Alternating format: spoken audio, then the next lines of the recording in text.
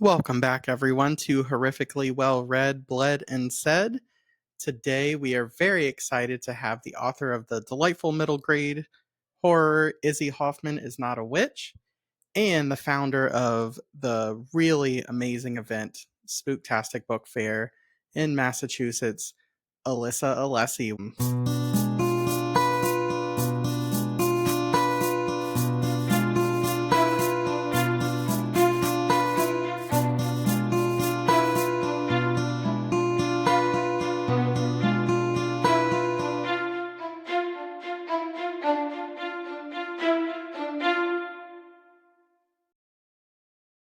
Welcome back. We have Alyssa Alessi here, who is going to be the most wonderfully unhinged guest she's just promised. So I can't wait to have this conversation. And we just want to say hello. Hey, I love that you're already introducing me as an unhinged person. Listen, I didn't say you're an unhinged person. I said yes, it's a totally different thing. But no, our discussions here, while it is about horror and it is about horror, especially like literature, so much goes into what that is that all of our discussions, we've talked about favorite teachers passing away while we were in school. We've talked about so many different things already on this podcast. So wherever it goes is where it's supposed to go. So we're very excited. But first of all, we met obviously at StokerCon this year, and we ended up at midnight in a cemetery in the lovely city of Stamford, Connecticut. And I just wanted to say, is that something that you normally do? It is absolutely something I normally do. If that is to know me, if you haven't had like That is some to sort know of me. drunken adventure with me in a cemetery, like what are we even doing? And like that was such an awesome experience. We got so many really cool like moments that happened in there. And so I kind of wanted to start with that. So obviously you are not afraid to walk around a haunted graveyard. So tell me your background in horror and spooky things in general. Is that how it's always been for you? So I grew up in a multi-generational household where I shared a bedroom with my very teen witch of an aunt. She would be like, I'm watching Tales from the Crypt, so you can't look at it. And I'm like, okay. But obviously, I could hear all of these like crazy sounds coming from the TV. She was such a horror nerd. And eventually, I could crawl up in her bed and watch these things with her. So X-Files, Tales from the Crypt. She was like crazy into all the movies at the time. So Poltergeist, the old school Freddy's, which were like my number one fear. All of that. Did I say the X-Files? That was like her Oh, favorite. yeah. That's funny. Yeah, that's a So I had no limit. There were no limits to what I could consume in terms of like horror media. As a child, I'm talking like as young as maybe even 3, 4. And were you okay with that? Did it scare you at that age? Did you like it? Were you intrigued? Like honestly, like right at this moment, now that I'm thinking about it, I don't know if I knew there was anything else. So yes, I liked it, but it's also pretty much the only thing I watched. It's like all you knew, so It's all I it's knew. normal. I drew the line with The Exorcist. I hated the sounds that came from the TV, but I was totally allowed to watch that. I think where they were like, cover your eyes is like during slashers when like the boobs came out, they'd be like, cover Yep. your eyes, can't look at boobs, but like That was totally definitely watch. my house. All the violence is fine, but Yeah, it's so weird. But I did like it. And then I grown to like have some sort of comfort in it. And then being introduced to like the children's side of horror, it just felt so cozy because I was used to people just being like slashed to death. So then when that wasn't the case, I'm like, oh, this is so cute. Like pumpkins and witches flying. This is awesome. it's like you went up to 10 and then came back down and sort of were reintroduced like at what probably would have been considered more like traditional of what you should have been.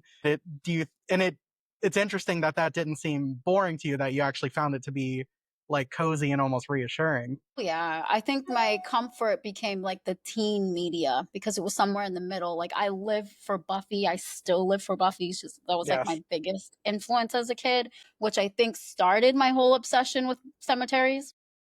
Makes sense. Yeah, so at one point I lived right behind a cemetery and I grew up in the city, so I lived in this building. There was like a 5-foot cement like passway and then a gate to the graveyard. So outside my bedroom window, I just looked out into the graveyard. And I would go out there at like, I actually grew up directly next to a cemetery as well. yay. So I would go out there at night at like 8 o'clock at night and be like, I'm waiting for these vampires. Like, I'm going to kick some ass. Like, I don't know why I was doing that. My God, that's amazing. Yeah, I swore to God, like I was the chosen one. I'm like, I'm the chosen one. Like, come get some. Like, I have a stake. Like, we're gonna fight.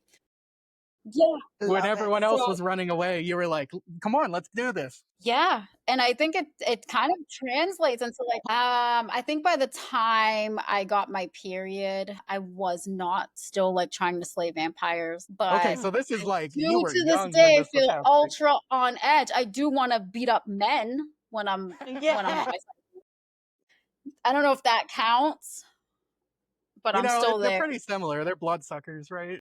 Yeah, exactly. I'm still there. I'm hella angry. The full moon gets me angry. It's crazy. Yeah.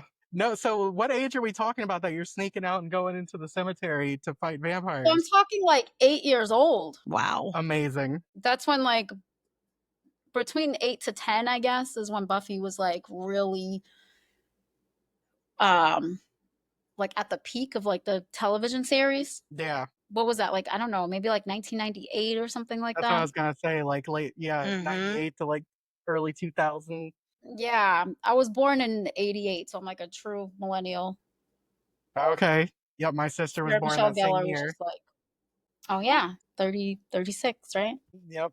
We're So now the 5 years reboot, I'm older than like, that. pumped. Yeah. I'm nervous. I'm like, don't mess it up now, but It's so hit or miss with those. I still it haven't gone to is. see I Know What You Did Last Summer because I'm worried. Well, that's a Same. new one coming out for that.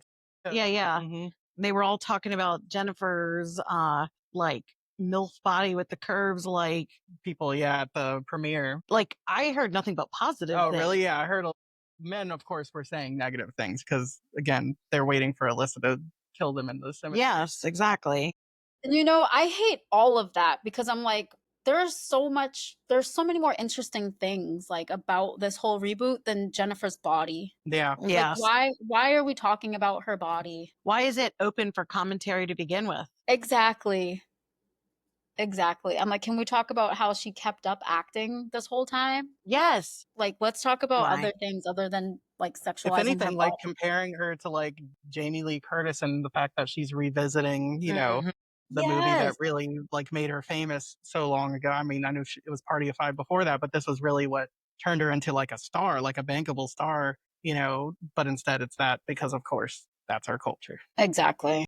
So when it comes to like the comfort of horror too, like when I think about like when you're saying that was sort of like when you think about your childhood going to sleep, with your aunt, all that kind of stuff, that's kind of what was going on. Do you sort of like, we've talked a lot about people that either just were drawn to it, people that were traumatized by it as a kid, but it almost feels like horror equals family to you in a way that is sort of like tied together. And I think that ties interestingly into the book that we're going to talk about, but I just wanted to see what you had to say about that. Wow, I've never actually looked at it like that. I've never thought that before, but saying it out loud, I guess it does sound right. There is like a comfort to it.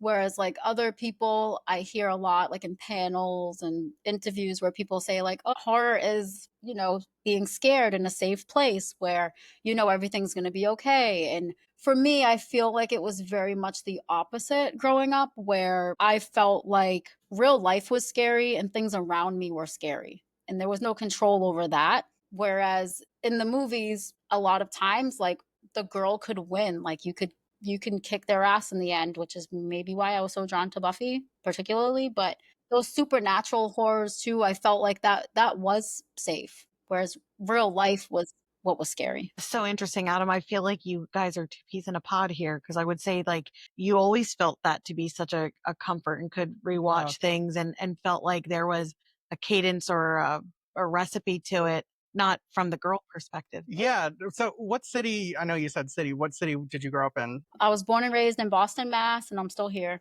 Okay. So I Poor was in Boston, Washington. not like Beacon Hill, Boston. I Want to grew up clarify. in Washington, D.C., like in the 90s, back when it was quote unquote the murder capital of the country and all that kind of stuff. And it was very much that like the movies, you knew what was going to happen, especially when you got into like slashers and things like that. There were rules, even before Scream, we all knew them and that kind of stuff. Whereas you walk outside and you have no idea what you're going to see or what's going to happen. There's no rules, there's no guidelines that you can follow to keep yourself safe. So it almost was the opposite, where it was so much more comforting to watch, these things. And at the end, the evil thing almost always gets killed, even if it comes back in the next movie. At the end of this one, it's going to get defeated. And you didn't see that outside. 100%. There was a resolution. There was a bad guy. They were catching the bad guy. There was something being done, which in real life wasn't the case. I would like to study both of you or go into this a little further, later on the psychology of that, because I know when I took some college courses, the one professor, to earn extra money, he would go into bars and he would play the most vicious hockey fights. And it would diffuse the energy in the room to any kind of aggression or whatever. Yes. And so, I think most people would think it would cause people to want to fight, but it actually diffused it and kept the bar safer. So I just wonder, now I'm ready to do some research and go down the rabbit hole of why people find comfort in a horror movie like this versus the horrors on the outside. So you'll have to come back once I get those answers. Okay. Yes. Study us. Let's do it. Yes. Well, it's interesting because I don't know. And obviously, in a city, there's tons of different people and stuff like that. But it was hard to find other horror movie fans living in the city and whatnot. It would be maybe one or two others. But I think that it's interesting, to see that, because maybe there is so much more real life horror that people aren't escaping into it or are looking as much as maybe they are in other places. But again, something that I just noticed, especially growing up, that it was very much, and I know it probably is for most people, but it's why do you watch that shit kind of thing? It was super taboo, especially in an urban setting. I feel like Yeah. it was taboo. In high school, I was known as the goth because I wore black. I was hardly goth. I wore black and I did dye my hair red and different colors like that. But I mean, I would have been honored to actually be considered a goth. Are you kidding me? I was just I wear black. I'm not a goth. But there was something odd about seeing the brown girl in all black with dark makeup. And it definitely caused me to stand out a little bit in that way. I was definitely the weird person, which you think there would be more of in the city. There's a lot of people, but no. Right. That's exactly what I thought. And for me, it was, everyone knew I liked horror movies. But then I was a sophomore, I think, in 1999, and Columbine happened. And then all of a sudden it became everyone was worried about me, my mental health. Was I dangerous? All this kind of stuff. And it was just very interesting. And I'm I didn't particularly dress. I would wear horror movie shirts and stuff like that sometimes. But just knowing that I was interested in that, I think in that urban environment, it became, you are a dangerous person. And so it's very interesting, especially now, as I feel horror in general in the community is far more accepted, to kind of compare it to the way that I was treated 30 years ago or 20 years ago. I mean, I still thought you were very strange and odd when I met you. In terms of the clothing, I mean, when I first met you, had a Duff beer hat on. So that was very green flag, easy, maybe not Simpsons, a green flag, but green flag. I mean, it was not threatening. I mean, you had kind of baggier jeans and Timbs and stuff like that, but that was kind of the style. But your decor in your apartment was alarming. I came from such a rural country, evangelical background that it was such a no-no. So I feel I walked into a house of horrors of oh my God. I mean, it was just plastered. And now to anyone else, they'd be this is sick. You've done a lot of great collecting. And, at some point, years later, our oldest daughter found Adam's little Michael Myers doll. And when you pressed she's its knife, 2.5. Yeah. It would play the Halloween theme when you pressed it. And Adam would be oh, that's little Mikey. But it was okay. So it was just, I mean, I think that a lot of it is conditioning to think, what is wrong with these people that they like this or they find comfort? I hope and pray that the stereotype is different. And if you, both of you feel a bit more relaxed, that's great. But like, I still think within some of these very pocketed, like myopic and provincial communities, the stereotype probably remains the same. Well, a few things. Like, first, Adam, I'm so sorry because that is like a next level of trauma that you did not ask for. Like, oh no, this white kid's gonna blow up the school now. He's gonna shoot us all or whatever. So that's awful. Yeah. And I'm sorry, that sucks. And then two, you were drawn to him. Well, on the other hand, I Coming was from like, this like yeah, small I town, totally like, get it. oh no. That's so interesting that you were like, oh God, all these slasher posters, am I gonna die? I'm like into it. So that's funny that you were into that. It was And then third, a back and forth. I love that. I love that for you guys. Third, I think that horror is like trending now.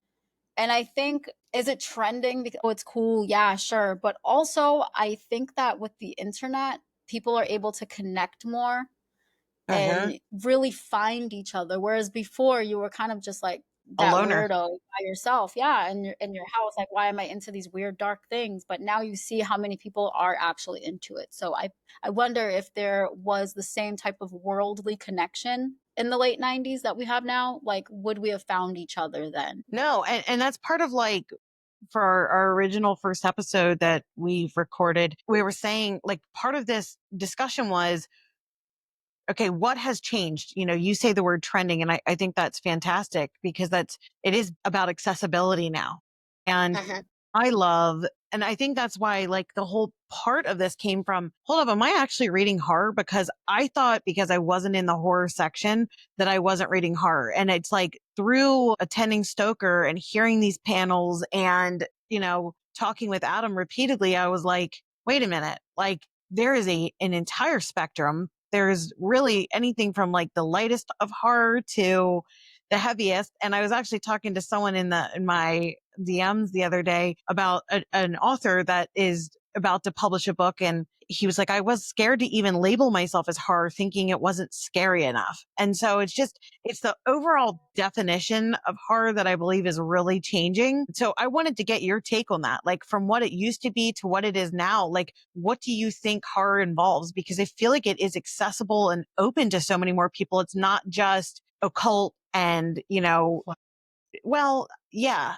And just like demonic stuff, it's so much more. So what are your thoughts? I think that even, especially back then, people were connecting horror to this like vindictive thing, like, oh, you just want to see people get hurt and all of these negative demonic things, like you're saying, which I mean, in some cases, yeah, people just want like splatter for no reason, right? Sure, they find comfort in that. I'm not particularly that type of person where I like ultra gore. That's not really me. But there are so many more sides to it. Like you said, you heard at StokerCon or seen at StokerCon, where sometimes I think a lot of it is just the deepest of human feelings coming to the surface. We're all feeling these things. It's the ultra grief, the ultra loss, Yes. or Yes. just like the heaviest human emotions that we could possibly feel. And then we explore them. Like sometimes it's the worst that could have happened in history, and people want to break that down and explore it. There's a lot of psychology behind it. I don't know if you're finding that in other genres per se, but maybe I'm just saying that because I'm totally into horror. But I feel like horror has the heaviest feelings. And then you just go as deep as you possibly can and explore it. Well, that's actually like the secondary goal of, or maybe not even secondary, maybe it's primary, is to show that the things you just described, the grief, being imprisoned, you know, whether that's mentally, emotionally, physically, just looking at, you know, aspects of race, class, and the intersection. Yes.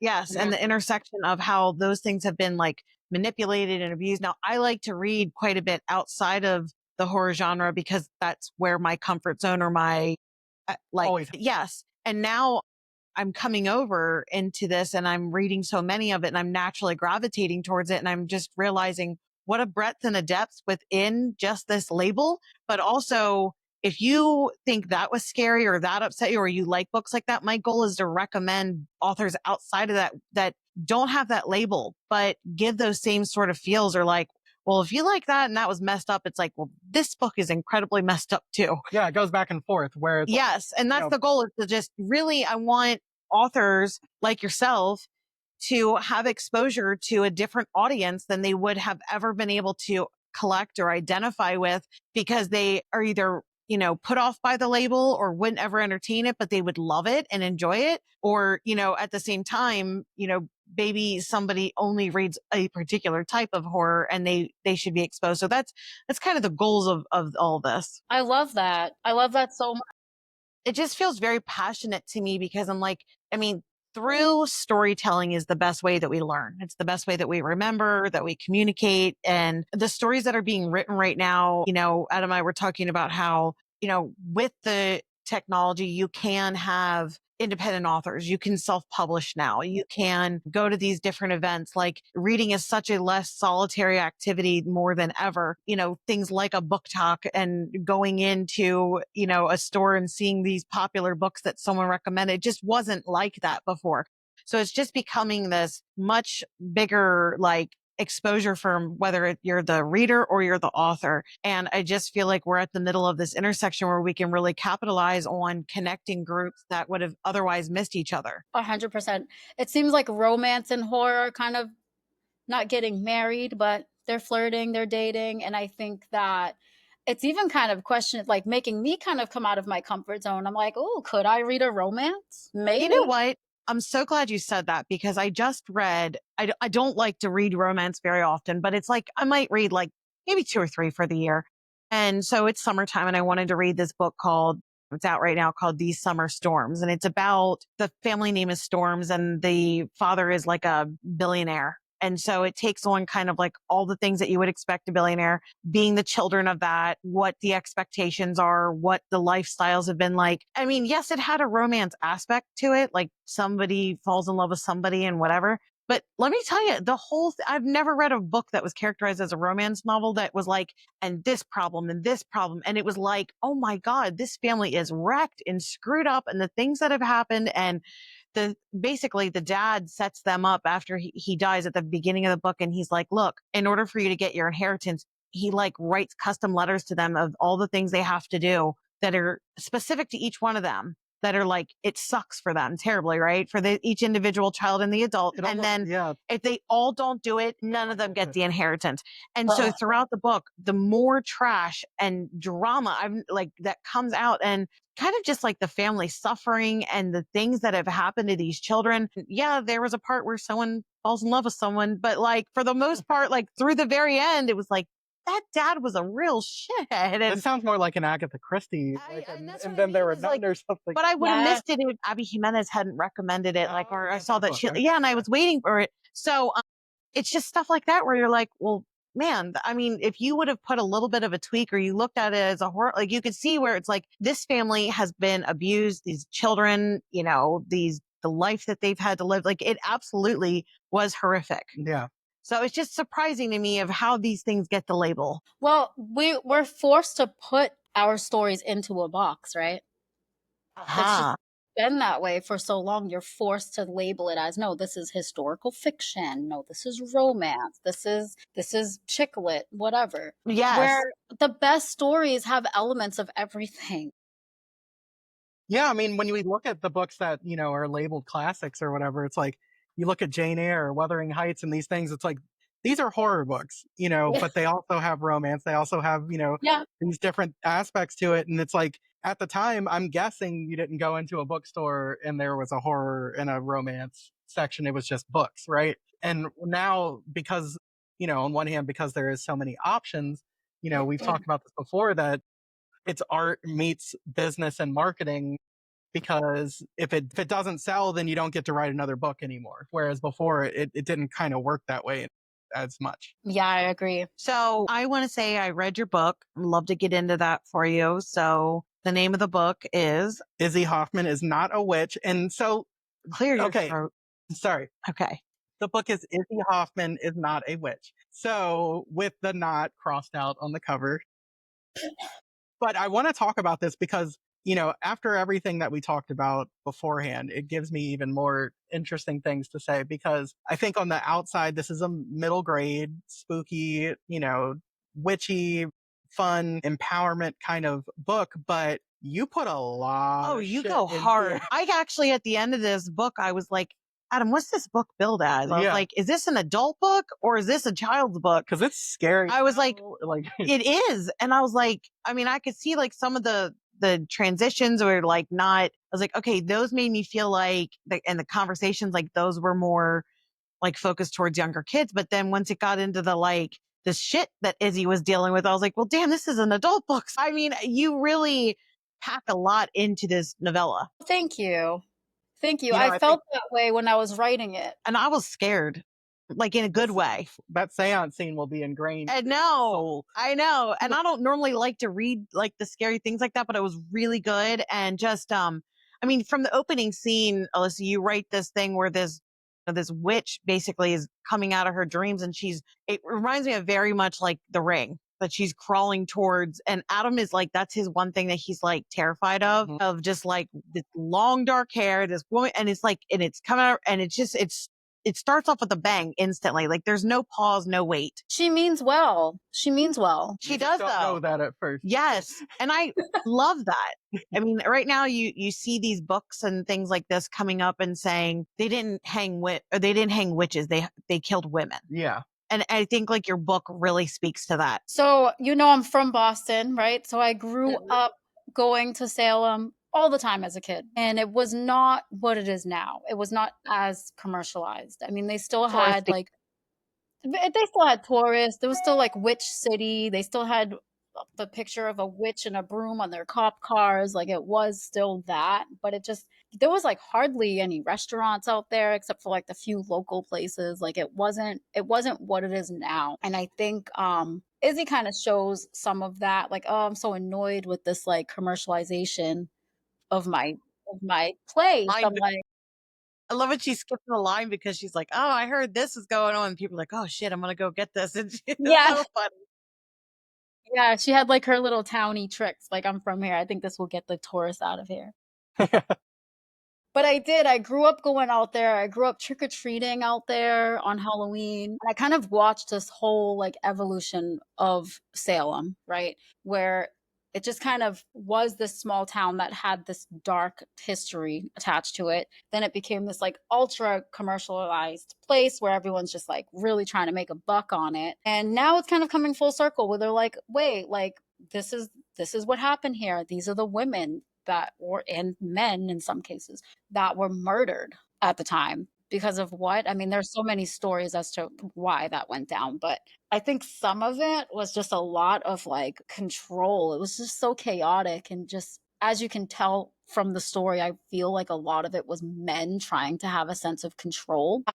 That still happens today, obviously, but I think it's much better now where we got to this point where, yes, is it hella commercialized? Yeah. But at least we're saying their names. We're saying the victims' names. Like these were people, these were regular people. They weren't even practicing witchcraft. I mean, there's that whole draw to it where like, oh, the Salem witches. They weren't even witches. They were just people Yeah. that might have been doing something a little odd, or just maybe pissed off the wrong person, or had land Or we're that independent, wanted. Yep. Sometimes it was just they had land that the government wanted. We're like, we fucking want this land. This is how we're going to get it. And that breaks my heart still to this day. So was that kind of like the basis, the foundation upon which you wanted to write? Like the story was to recognize these things and sort of build that into like a story that kids would be reading so that they can kind of, because a lot of kids do go to Salem, and a lot of kids are watching Hocus Pocus, in the second one now. And was this kind of your way to be like, yes, that stuff's fun, but here's some reality along with that? Yeah. And I mean, it's the horrors of the real world mixed in with like the paranormal elements to it, right? But it still shows that we can still take control of ourselves in our narrative, and it's okay you don't have to do it alone. I really liked that they had this like community, this accidental community of women being like, no, like we're not letting it go down like this. Uh-huh. And you can still do that. So I know you said you don't too often read outside of your genre. 2 books that I know that you read, because I asked you to, is Wayward by Amelia Hart. and The Book of Witching. Oh, yes. CJ, but there's so many CJs. Yeah, I know.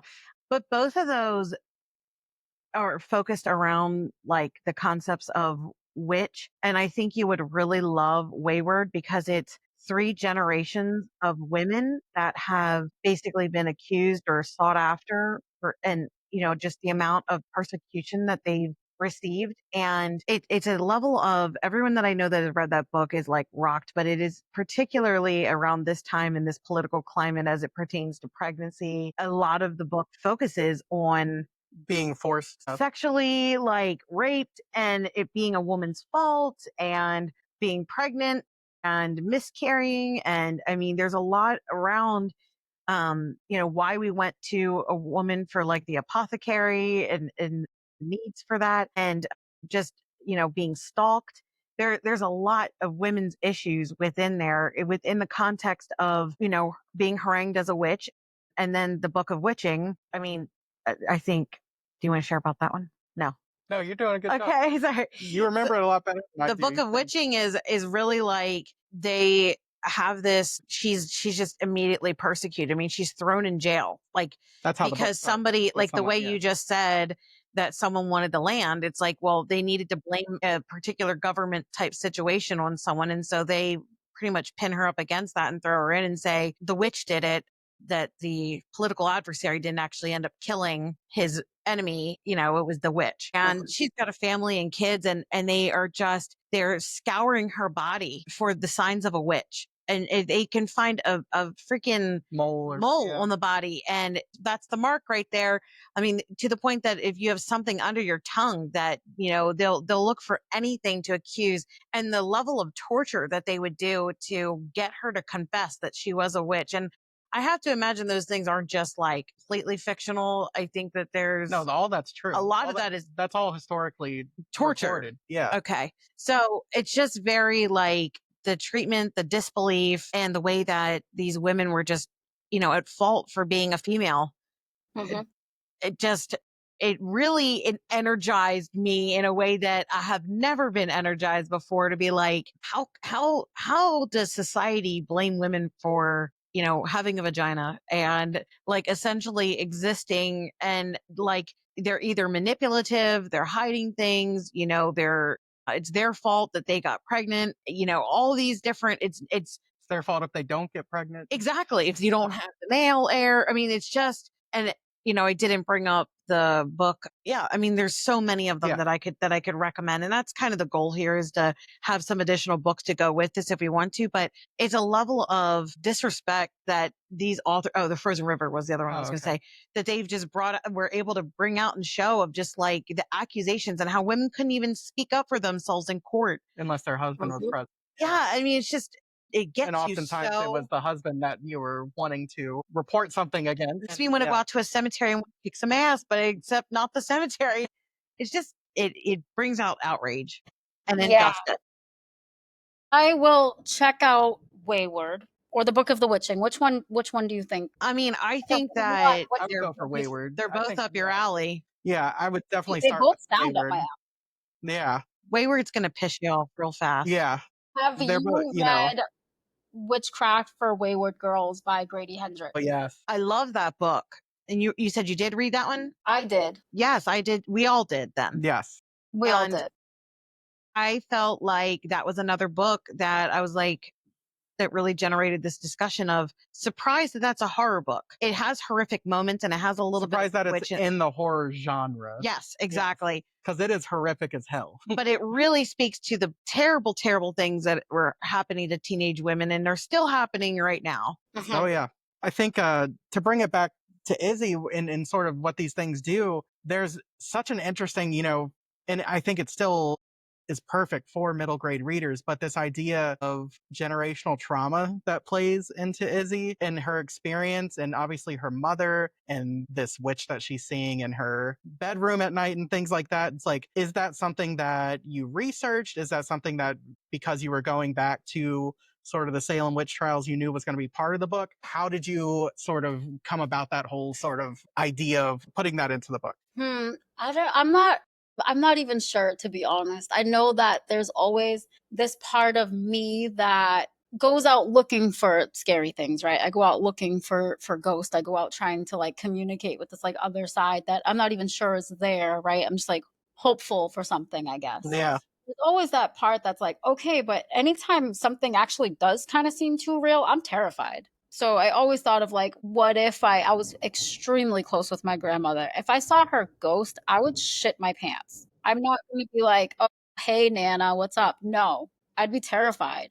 But there is like a comfort in thinking that there is this other side and that your ancestors are watching over you. I try to incorporate ancestral magic whenever I am doing my own type of like moon spells and such. And I hope that I'm connecting with them and they mean well. But at the same time, it's kind of scary. Yeah. So it was just like a realness to it, I think, at that point, where even as a kid, I'm thinking like, oh yeah, I want to see a ghost, but that's fucking terrifying, even if they are my ancestor. It is that push and pull sort of thing. And I think Yeah. that that's perfect for a book that is, for kids, because I think life in general kind of has that feeling to them. And so to put that into a book like that is great. One of the other things I wanted to ask you about is Izzy's father. And, without going into like too much explanation for people that have not read the book, he is sort of a bystander because of something that is purposefully done, and I think I found that to be such an interesting thing. And really, like, this sort of, when you talk about like, different spells that you might do and things like that, this sort of like your intentions are good, but what happens might not be for the best for everyone. And that is like a really, it's a really good lesson to learn as a kid. And like to see an adult making those kinds of mistakes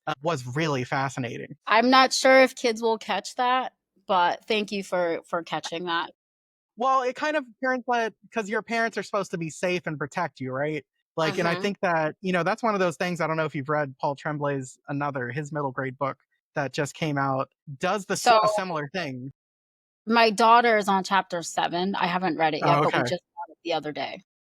It's so good. But I think you guys do the same thing, which is ultimately the scariest thing is what if your parents are not, whether purposely or not, are not protecting you from something. And I think that, ultimately in this, because he does not know what is happening, that she goes to her father for protection and he's like, oh, let's eat some cookies. Everything's fine. It's like, no, it's not, And it's so like that feeling as a kid, I think we've all had that where it's like, Mom, Dad, this is going on. They're like, oh, you're good. And I think that that really gets to the base fear of what it's like to be, especially as you're 8, 9, 10, and sort of becoming your own person. Was that intentional? Was that intentional? Yeah, to put that in the book, like Yeah, as being something, 100%. scary. Yeah. 100%, because that is scary and it's terrifying. And that there's a reason why that's always the case in these books, right? Because that's what happens. That's real. The parents like, what are you talking about? Like, you're good. Anyway, we have a picnic planned, so let's go. And you're like, what? But Yeah. there's something in my room. And they're like, yeah, it's fine. And I think that what you do differently here that's so cool is that like she goes to Dad and it's like that, and then she goes to Mom and Mom's like, yeah, there might be something to that. Well, shit. Whale shit. Yeah, that was important for me to have the mom believe you, because on a personal level, I grew up in a very chaotic environment, a very unsafe environment where even my mother was unmedicated and had manic bipolar disorder. It was intense, but I would say one thing is she would always believe me. She would always believe me. And I don't see that in middle grade books. Like, you have to read in your genre, right? I do read middle grade. I don't usually see parents believing the kids and helping them. Even though in this case it was partially the mom's fault. But Yeah. I don't usually see them seeking help and receiving it from adults. Yeah, I think that is a really great thing to put in because ultimately we want kids to be independent. I think that's probably why, generally speaking, it's not in there as much, but also to understand that when you need help, you should have trusted people that you can go to as well is a great lesson. Yeah, I don't think that's usually the lesson, but and I wasn't trying to have this like preachy book with all of these It lessons. doesn't feel that way I at was just all. I'm not saying hoping that. Yeah. that some of these things, or at least one of these things, would come through somehow. But it was important for me to have those safe adults, to have the tarot reader, to have her mom, and to be like, hey, like we're gonna do this together. But the mom did believe her. I think she denied it at some point and was like, no, Uh-huh. what are you talking about? She was trying to protect, yeah, She was Izzy. trying Like, if so I hard just to ignore protect it, her, it'll be fine. keep the Yeah. past in the past, and it didn't work. She was like, okay, this is a little crazy. It looks like I have to actually handle it. Yeah. Um, you said before also that, your intention as you wrote this book was to sort of catch and, bring in those reluctant readers. Can you tell me, like you said, your daughter's reading another right now? Was that as a parent, what were you noticing that made you think I need to fill this space and try to write something myself that kind of does that? As a parent, I noticed, not just with my children, just with their peers and just children around me, that the attention span is just so much shorter. Really, even with adults. I mean, like we're on our phones, like we want information right now, but it has to be like, 60 seconds to get it to us, or that's it. Like I can't stay focused. We're just in this like consumption era, right? Where it's like flash in your face, here, buy this, it's gone. Like everything's just so quick and so visual that it seems like kids maybe will read a graphic novel, which I think is great. Like if you want to read a graphic novel, hell yeah, read that graphic novel. But even graphic novels, they just don't have the attention span anymore, which is like so sad. I'm the same way. I don't have this like super zoned in attention span. I can read like a novella, I can read short story collections, but if there's like a 500-page book in front of me, I might come back to it like 5 times. Yeah. So I I think that's why I definitely liked your book so much, is because it pulled it started right away. Like you get right into it with the fun. I Um tried so hard and to be yeah, and like I feel like the when you're talking about these ultimate shorter idol. attention spans, it's like you're immediately piqued, intrigued, you're scared, and like within like I don't know, the first maybe 10 pages, like someone might give up. And just like with the short attention span, and I really want to test Annabelle on this, like to see if she just like goes, and our youngest daughter, because I find like she loves to buy books, she loves to collect books, she loves to say she's reading a book, But but when it My comes down to soul actually sister. doing it, yeah, My but it's soul really sister. hard for her. And it is, it's because it was saying to her, I was like, you have to practice every day, to just train your brain to be able to kind of get into it. But I feel like with a book like this, like she would actually complete it. Just one chapter at a time.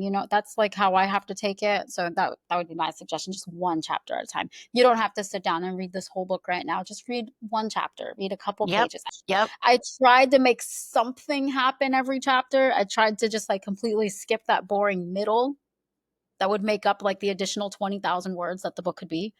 It's just like completely skipped over, and there's just like something happening every chapter. Yeah, I was happy for that, because I just was like, okay, like it was just like it's the meat that you want the entire time. well, that's interesting that, obviously as an adult reading it, feeling the same way as, maybe the intended, age range that you would predictably think for this book. As you said with the attention span, it's so funny even like thinking about YouTube, whereas like these kids would watch these like 20 to 30-minute videos of kids playing with toys or opening Oh things. my And gosh. now it's YouTube shorts. And like if they don't get you within 3 seconds, with YouTube shorts, the kids like it's on to the next thing, on to the next thing, on to the next thing. So I mean, um everything's TLDR, too long didn't read. Just for so even communications is what I mean. so I love that you brought that sort of Energy.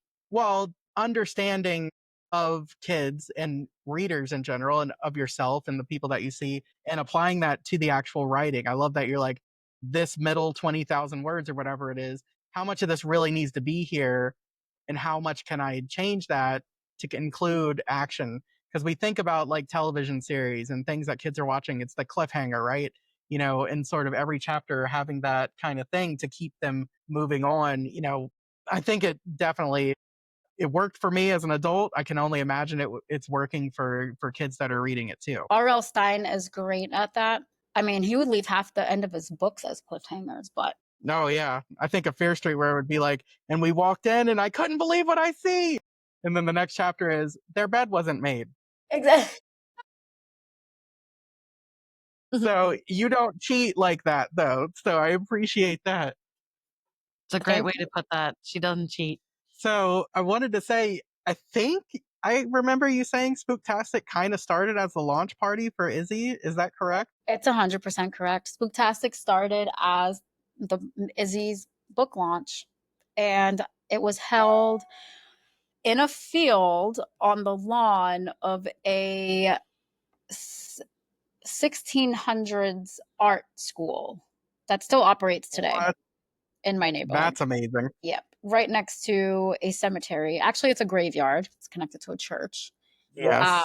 From the early 1700s. So How the cool is vibes that? were there. Yes. The vibes were there. It was a lot smaller. There was about 20 authors, one art vendor, a vintage clothing vendor, and a beer garden. And we had so much fun. And I wouldn't have even considered doing it again if it wasn't for the positive praise from the authors that were there. They were like, if you do this again next year, count me in. And I was like, what? Next year? And then my brain started kind of churning and I started planning immediately. And now I'm on track for each Spooktastic taking about 8 months to plan. That's amazing. And what will this year be? So this year will be just as chaotic as last year. We'll And be at the what number is Framingham. this one? This will be the third. The Third, third okay. annual Spooktastic, yep. And you just keep adding huge names to this thing too. Yeah, not on purpose. It's really not on purpose. The whole point of Spooktastic is to get everybody included. I want everyone's voice, not just the big names. That's not the point of this. Like, oh, come see this New York Times best-selling author. It's like I want everyone to have a voice. That's kind of the point. Like everyone has a seat at the table. I want diversity in every way. And to get horror in people's hands from people that might say, hold up, am I a horror reader? Yeah, there you go. Let me get in there. Let me find out. So tell us some details for anyone that's listening that doesn't know. When is it? Where is it? All of that kind of stuff. So the third annual Spooktastic is taking place at the Framingham Public Library in Massachusetts. It's a 3-level library. It's going to have over 60 horror authors, about 5 to 7 publishers, around 15 spooky vendors, a I saw beer that list, wasn't garden. it today or yesterday that came out? That looked so good. Yay, thank you. A beer garden and food. And there'll be all day signings, all day panel discussions. This is all free. Obviously, you have to purchase books if you don't already have them, but it's free to just show up and just meet your favorite authors. There's kids programming. Ira Marks, this is actually not announced yet, but Ira Marks, the graphic novelist, are you familiar with him? Yes, we got a scoop here. Okay. He does Spirit Week and Shark Summer. Yes. It's awesome. So he will be there again this year doing an all-day continuous mask making workshop. It's cool. Yes. This sounds Again, incredible. free to the public, free for your kids to just stop in and make a spooky mask. Well, we're going to be there. Yep. We're taking Yay. the trip. We're driving up. Yep. We'll Well, have yay. our, I guess she'll still be 12. Yeah. She'll be 12. And we'll also have, we She'll be 17. usually host a foreign exchange student. So we'll be bringing our student from Rome. Whoa. She'll be 17. They don't have anything like this in Europe. Like No. there's no Halloween. Like there's like it'll be such a cultural experience for her. Oh my God, I'm so honored. We get to kind of introduce Halloween in America, Halloween in New Yes, England. you do. To the student. I love that. It's Yep. kind of known as the kickoff to spooky season. I love here, it. Well, so that's perfect. we're Yeah. ready. But yeah, I mean, I just once I do some more research, we'll have you back on and we can discuss about this, The inner. I think that's really fascinating, truly. And I hope that you do give Wayward a chance and even the Book of Witching. And I feel like I can't wait to see you in person at Spooktastic. Yeah. Yay. I can't wait to see you. Definitely. And just the last thing, I am so excited for is it all together 3 separate books? How is this working for your, what is it, Summer of 98 kind of anthology Are you thing? talking about the Triptych of Terror? Yes. Triptych of Terrifying Terror. triptych I love it. Summer 1998, such a time, such a vibe. What a great summer that was. I was 10, but I mean, I was doing all the horror things as I already told you, so it was Yes. still a vibe. It was 98, still a let's see, vibe. we had Scream 1 and 2 already. I Know What You Did Last Summer would have been coming out on video probably. Disturbing Behavior, which is one of my Yes. favorite, and The Love Disturbing Faculty with Behavior. Josh Hartnett, can't forget that, and I think Halloween H2O might have came out in that same year, so it was, like, That really a good summer, yeah, that was all yep, August. I really a remember good that year. distinctly. I had to sneak into that because I was not old enough, so we bought tickets for whatever big blockbuster and snuck into Halloween H2O like 3 Oh times. my gosh. So Robert Ottone and Monique Asher are two other authors that I adore so much. Their writing Yes. and just them as people, they're amazing, they're funny, Absolutely.